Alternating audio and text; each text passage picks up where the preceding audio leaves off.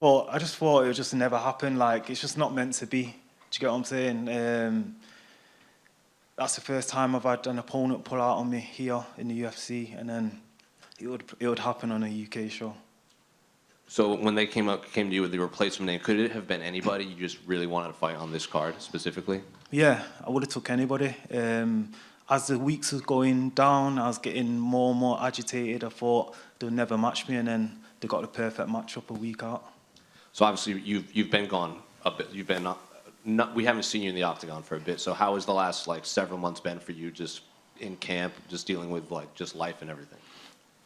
It's been different. I feel like my whole camp's kind of been tuned to actually making the fight. I've been injured a long time, and my focus is just getting back here and making that walk again. So given everything that you just said, like the past few camps have just been getting there, but now you have a new opponent, you're fighting in the UK, you have the camp behind you. Has this week just been different all around for you? Yeah, I'm just grateful to be here, really, more than anything, and I'm excited. Usually, fight week, I'm like drained, miserable, but I'm happy, man. I feel good. And your new opponent, what did you make of him when they presented your name with you? Did you look at tape, or just didn't matter, focus on yourself? Yeah, of course. I watched tape straight away. He's good, he's aggressive, and it's a good matchup. And final one for me, can I get your thoughts on the main event? How do you see Leon and Kamaru playing out? I think Rocky does it again. I don't know how he does it, but probably points off another finish. I feel like he's got that confidence. We were at home, in front of the home crowd, and I don't know if Usman's going to be the same fighter. Lerone, over here, right in front of you. Yeah, yeah. They announced your opponent. Do you say it's been a week since you've known about him? Like, pretty much, probably like 9 days or something, 10 days or something. Yeah, because Nathaniel announced that he's out a while ago. So what was that process like of trying to find your replacement?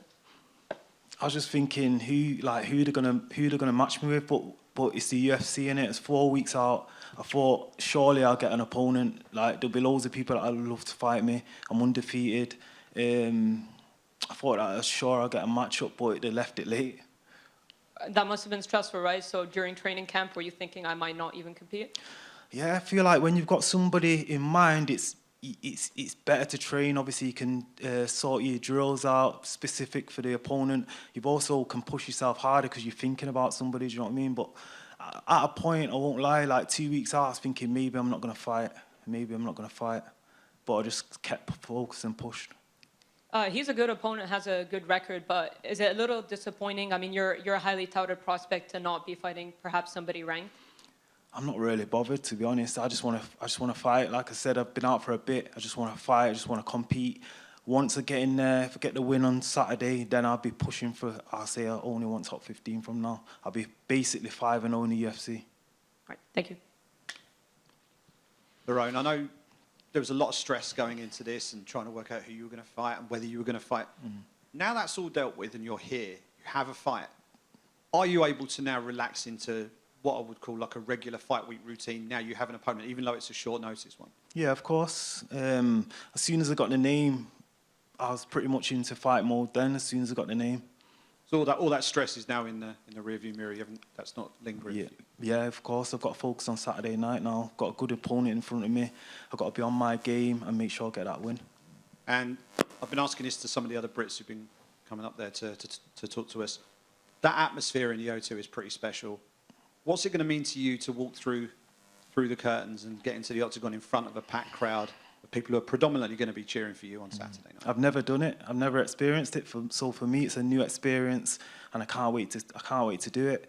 I fought in front of my debut fight was a full crowd, but it was like the opposite. They was cheering against me.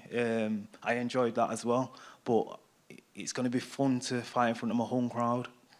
My family are here, my friends are going to be here, so it's going to be amazing, man.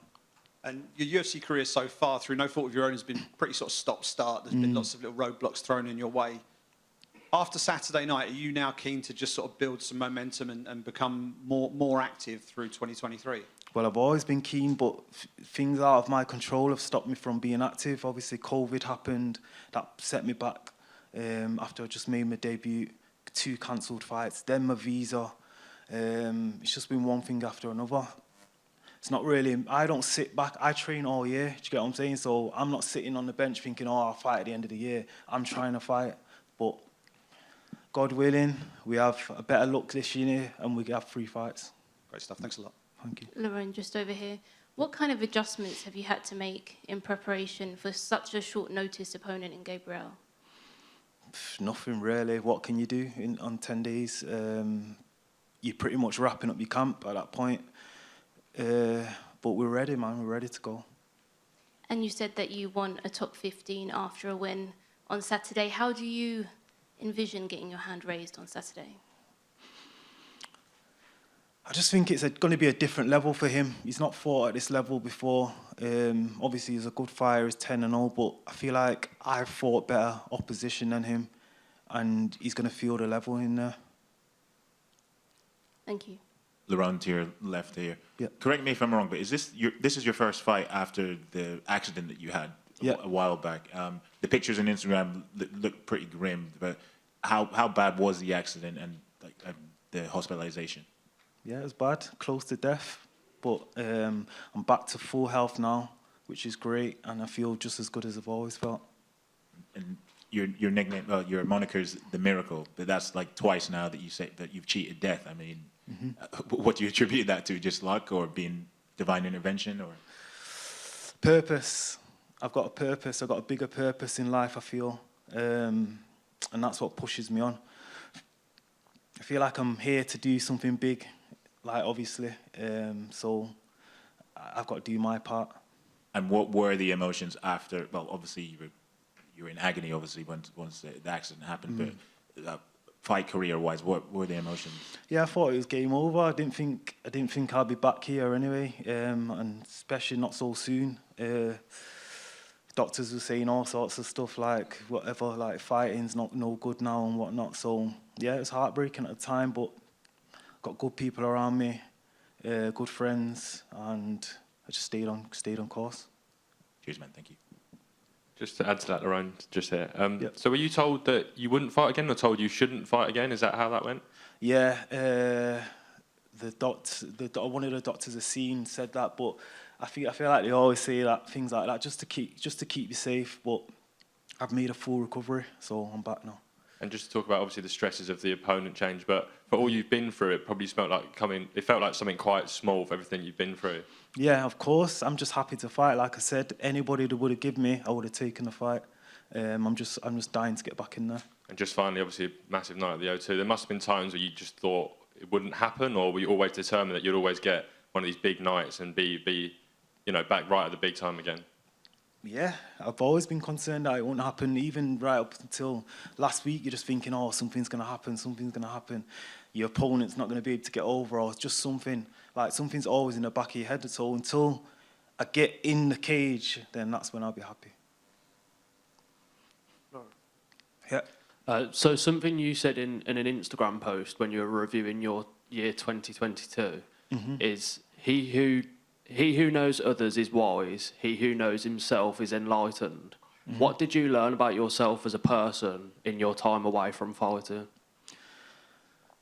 That I'm resilient and I know what I want. This is what I love. That it showed me that this is what I love. Like beforehand, I kind of was just doing it, if that makes sense. I was just kind of doing it because I'm good at it. I don't do anything else.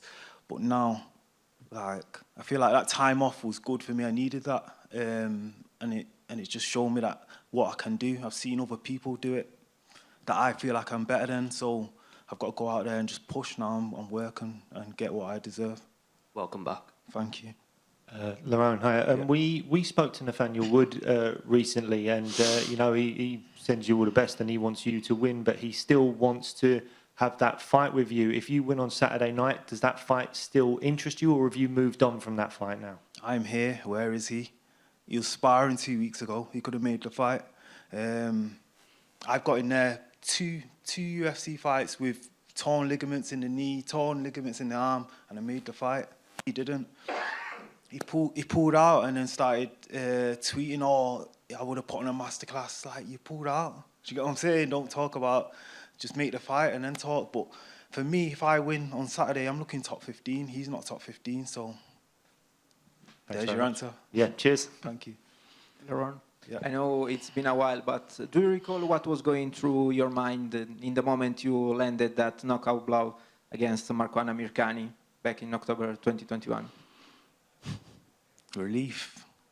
Relief. I lost the first round, but I was confident. I was always confident that I was gonna finish him in the second or third round. I knew my gas tank was way better than his.